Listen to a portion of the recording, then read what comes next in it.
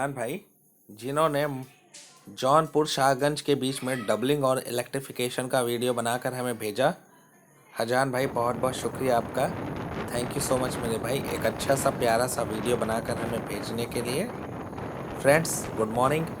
Stations and places में आप सभी लोगों का वेलकम करता हूँ आपके अपने इस यूट्यूब के चैनल में। जिस ट्रेन में हजान भाई सफ़र कर रहे हैं वो ताप्ती गंगा एक्सप्रेस ट्रेन है, जो सूरत से छपरा के बीच में चलती है। तो किनारे देख सकते हैं, जो रेल बेड है वो लगभग तैयार है।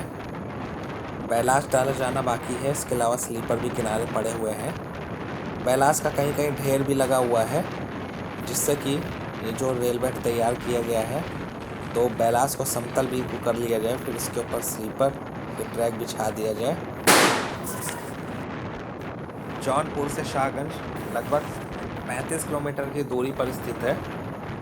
जफराबाद से लेकर जौनपुर, शाहगंज, अकबरपुर, अयोध्या, फैज़ाबाद होते हुए बाराबंकी तक डबलिंग और इलेक्ट्रिफिकेशन का काम किया जाना है। उसी से संबंधित हम आप लोगों को अपडेट दे रहे हैं। तो लगभग 600 करोड़ का प्रोजेक्ट है। जफराबाद से लेकर बाराबंकी तक वाया अकबरपुर जंक्शन, शाहगंज, अयोध्या होते हुए बाराबंकी तक। पहले फ़ेज़ के लिए यानी कि जफराबाद से लेकर अकबरपुर जंक्शन रेलवे स्टेशन तक 310 करोड़ रुपए जारी कर दिए गए हैं। बाकी अगर सिंगल लाइन जिस पर हमारी ट्रेन चल रही है, जिस ट्रैक पर, तो सिंगल लाइन और इसके लिए जो इलेक्ट्रिफिकेशन का काम है वो कंप्लीट कर लिया गया है। अभी डबल लाइन के लिए जो फाउंडेशन बनाने का काम है इलेक्ट्रिफिकेशन से संबंधित, वो नहीं बनाए गए हैं। आप बाएं दिशा में देख सकते हैं, केवल आप लोगों को स्लीपर नज़र आ रहे होंगे कुछ जगह पर, जैसे कि शुरुआत में स्लीपर नज़र आए। इसके अलावा अगले हफ्ते हम कोशिश करेंगे आप लोगों को कई जगह से अपडेट दें, खुद वीडियो और बनाऊं।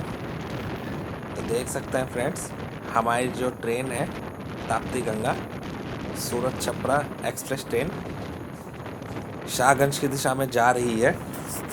कोई स्टेशन आने वाला है।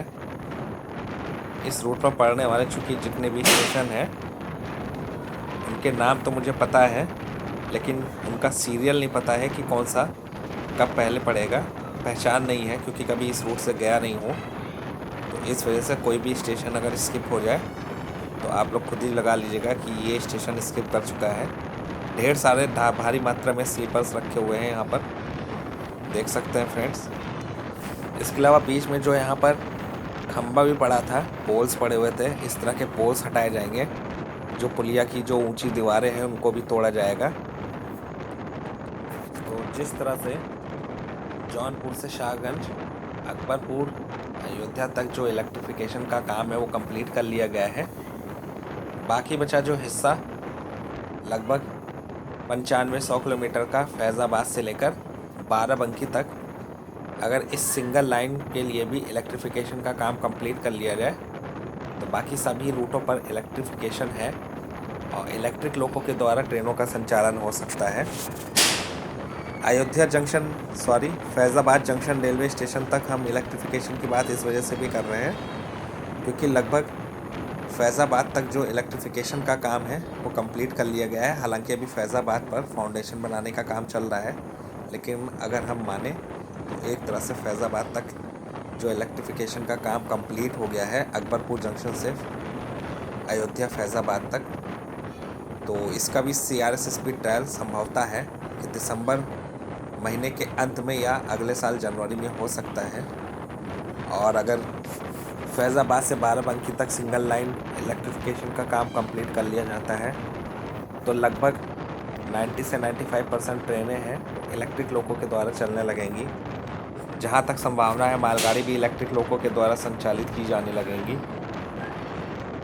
इसके अलावा सिंगल लाइन के लिए आजमगढ़ से शाहगंज के बीच में भी इलेक्ट्रिफिकेशन का काम तेज़ रफ्तार से चल रहा है।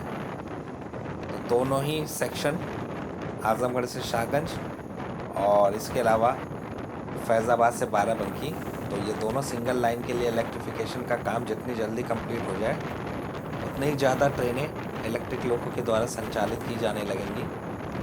जैसे कि कैफियत एक्सप्रेस भी हो गई, और बहुत सी ऐसी ट्रेनें हैं जैसे दून एक्सप्रेस हो गई, क्योंकि अकबरपुर जंक्शन रेलवे स्टेशन तक इलेक्ट्रिफिकेशन का काम कंप्लीट है। बात अगर करें शाहगंज से अकबरपुर जंक्शन तक, उसके आगे भी जो इलेक्ट्रिफिकेशन का काम है तो वो पूरा ही कर लिया गया है। अयोध्या जंक्शन रेलवे स्टेशन तक, फैज़ाबाद जंक्शन रेलवे स्टेशन तक संभावना है कि अगले महीने तक काम कंप्लीट कर लिया जाए। हालांकि अगला महीना तो बहुत ज़्यादा है, 15 दिन में काम कंप्लीट हो सकता है फैज़ाबाद जंक्शन रेलवे स्टेशन तक। फिर जो बारी आएगी वो फैज़ाबाद से बाराबंकी तक, बीच में कई जगह मास्ट लगाने का काम कर लिया गया है।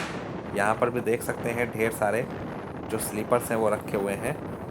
और इसके अलावा जो फैज़ाबाद से बाराबंकी का सेक्शन है लगभग 100 किलोमीटर के करीब का, तो मास्ट तो लगे ही हैं, उसमें ब्रैकेट्स भी बहुत से जगह पर लगा लिए गए हैं। तो सिंगल वायर का काम ही बाकी है कई जगह पर, तो वायरिंग का काम ही बचा हुआ है इस पूरे सेक्शन पर।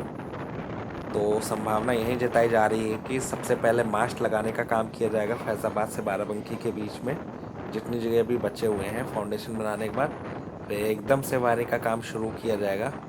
तो फिर भी आप मान के चल सकते हैं कि मार्च अप्रैल तक फैज़ाबाद से बाराबंकी के बीच में इलेक्ट्रिफिकेशन का काम जो सिंगल लाइन के लिए है वो पूरा हो सकता है अगर तेज़ रफ्तार से काम चलाया जाए। अब यहाँ पर भी देखिएगा फ्रेंड्स, रेल बेड तैयार, और मोरंग अभी नहीं डाली गई, बैलास भी नहीं फैलाया गया है। तो बैलास का भी यहाँ पर कहीं भी जो मटेरियल है वो डंप नहीं किया हुआ है किनारे किनारे। ये देखिए जो पेड़ पौधे आ रहे हैं इनको हटाया भी जाएगा, जैसे ये पुलिया वगैरह आ रही हैं तो इनको भी तोड़ा जाएगा बाद में। तो अभी यहाँ पर देख सकते हैं तो लगभग समतल है, लेकिन फिर भी कुछ कमी है। बीच में बारिश भी हुई थी जिसकी वजह से मिट्टी बह गई थी, तो अभी फिर से इसको ठीक किया जाएगा। तो जौनपुर से मऊ के लिए 2 रास्ते हो गए हैं, एक जौनपुर औड़िहार मऊ और दूसरा जौनपुर शाहगंज आजमगढ़ मऊ। तो औड़िहार वाला रूट जो सिंगल लाइन है वो पहले ही इलेक्ट्रीफाइड हो चुका है, डबलिंग का काम भी उस रोड पर चल रहा है। तो कुछ ये जो सेक्शन हमने आपको बताया फैज़ाबाद से बाराबंकी और आजमगढ़ से शाहगंज के बीच में, तो इन दोनों सेक्शन का इलेक्ट्रिफिकेशन कंप्लीट होना बहुत ज़रूरी है, क्योंकि जैसे ही इलेक्ट्रिफिकेशन कंप्लीट हो जाएगा CRS स्पीड ट्रायल हो जाएगा, स्पीड तो बढ़ ही जाएगी, इसके अलावा लागत भी कम आएगी, रेलवे का प्रॉफिट भी होगा। और देश भर में इलेक्ट्रिफिकेशन का काम चल रहा है सिर्फ इसी वजह से कि जो ऑपरेटिंग कॉस्ट है रेलवे की वो कम हो जाए और प्रॉफिट बढ़ जाए। यहाँ पर भी देख सकते हैं, देखिए तो यहाँ पर रेल बेड तैयार किया जा रहा है। बारिश हो गई थी इस वजह से कीचड़ भी हो गया था, बीच में आपने देखा खंभे वगैरह भी पड़ रहे हैं, इनको भी हटाया जाएगा।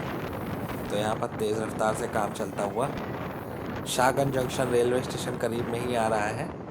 और देखिए बखूबी यहाँ पर JCB मशीन वगैरह ट्रैक्टर सब लगे हुए भी हैं।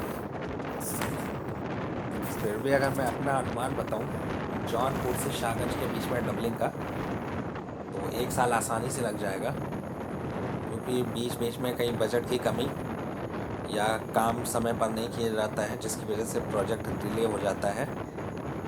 तो अब ऐसी संभावना जताई जा रही है कि अगर प्रोजेक्ट डिले होता है तो 2023 भी लग सकता है। अगर कोरोना काल का वापसी नहीं होती है, कोरोना के केसेस नहीं बढ़ते हैं, तब भी उस केस में जो ये प्रोजेक्ट जिस रफ्तार से चल रहा है अपनी रफ्तार से चलता रहेगा। सबसे ज़्यादा अहम रोल कोरोना काल का ही रहेगा, कोरोना केसेस का। जितने कम कोरोना के केसेस आएंगे रेलवे के लिए उतना ही फ़ायदा होगा। तेज़ रफ्तार से काम तो कराएगा ही, इसके अलावा लोगों के बीच में जो दूरियां होती हैं सोशल डिस्टेंसिंग मेंटेन करने के लिए वो भी ज़रूरत नहीं पड़ेगी। कोरोना के केसेस जैसे ज़्यादा बढ़ेंगे तो उसी प्रकार की सावधानी भी रखनी पड़ेगी। और आने वाले समय में कई ट्रेनों में अनारक्षित कोचेस भी लगाए जा रहे हैं। हालांकि उनमें अनारक्षित कोचेस लगे हुए हैं लेकिन उसमें आरक्षण के द्वारा ही यात्रा कर पा रहे हैं। तो संभवतः ऐसी भी संभावना जताई जा रही है कि यूपी से गुजरने वाली या यूपी की कुछ क्षेत्रों की ट्रेनें जिसमें अभी आरक्षण हो रहा है, कुछ ट्रेनों में अनारक्षित टिकट लेकर भी यात्रा की जा सकती है, ऐसी संभावना है। फिलहाल रेलवे ने कई रूटों पर अनारक्षित स्पेशल ट्रेनें तो चला कर रखी हैं, जिससे आम लोगों को फ़ायदा भी हो। तो जैसे ही कोरोना के केसेस कम होंगे या सरकार की तरफ से कोरोना ख़त्म घोषित कर दिया जाएगा, तो फिर से वहीं पुराने ट्रेनें चलने लगेंगी और किराया भी कम हो जाएगा। तो यहाँ पर आपने देखा फ्रेंड्स, ढेर सारे स्लीपर्स रखे हुए थे। तो कोई स्टेशन आया है जिससे हमारी ट्रेन स्किप कर रही है। तो फ्रेंड्स, ये था जौनपुर शाहगंज के बीच में डबलिंग और इलेक्ट्रिफिकेशन से संबंधित अपडेट। डबलिंग से संबंधित ज़्यादा अपडेट था, इलेक्ट्रिफिकेशन से संबंधित अभी तक जो फाउंडेशन है डबल लाइन के लिए वो बनाए नहीं गए हैं। बैलास भी ढेर मात्रा में आप लोग देख सकते हैं यहाँ पर पड़ा हुआ है। अगर आप लोग भी हमें वीडियो भेजना चाहें तो भेज सकते हैं। मेरा व्हाट्सअप नंबर वीडियो के शुरुआत में दिया होता है। फिर से अगले वीडियो में मिलेंगे एक नई अपडेट, एक नई जानकारी के साथ। तब तक के लिए फ्रेंड्स, जय हिंद, जय भारत। दुआओं में याद रखिएगा, अपना ख्याल रखिएगा।